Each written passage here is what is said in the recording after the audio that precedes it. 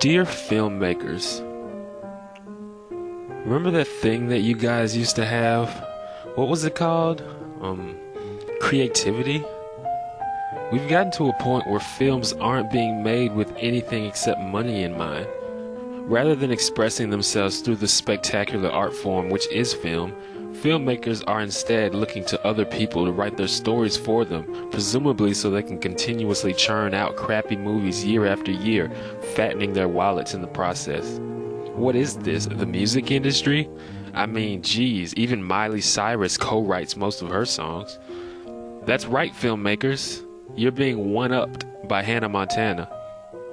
Further proof of what is ostensibly a sign of the movie industry's creative well running dry is the absolutely overwhelming number of recent films that have been adapted from books. Jumper is based on a book. The Spiderwick Chronicles, based on a book. Atonement, based on a book.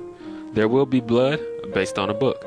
The Eye, not based on a book, but based on a whole nother film, which is arguably even less creative. In fact, this year's winner for Best Picture, No Country for Old Men, had its story ripped from a book. Calling a film with a recycled story Best Picture is like me coloring a page in a Beauty and the Beast coloring book and attempting to pass it off as the best painting. Don't get me wrong, I'm sure No Country for Old Men is a perfectly fine movie, but a film adaptation of a book in a time where every single film out is a film adaptation of a book can't be Best Picture. It can be, at most, Best Film Adaptation of a Book, which incidentally No Country for Old Men also won an Oscar for. Much like the wonderful painting of Cogsworth can at most be the best coloring of a page in a dollar store coloring book. Now, I don't mean to generalize. Of course, not literally every recent film has been an adaptation. You have, of course, future classics like Welcome Home, Roscoe Jenkins, which is no doubt a rehash of every African-American family film. Fool's Gold, a film featuring Matthew McConaughey, which is a rehash of every other Matthew McConaughey movie.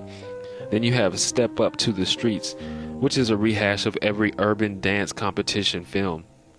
By the way, in case you needed a confirmation, yes, the 2 in Step Up to the Streets is, in fact, a number 2.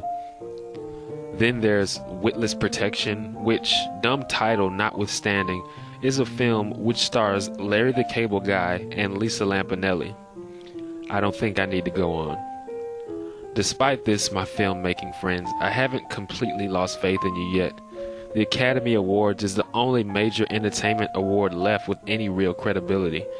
It's going to take some effort from you guys to keep it that way. And judging from the abysmal Nielsen ratings of this year's ceremony, you don't have any time to waste. Sure, you can blame the writer's strike for this year, but from now on, it's all you. Love, the One Janitor.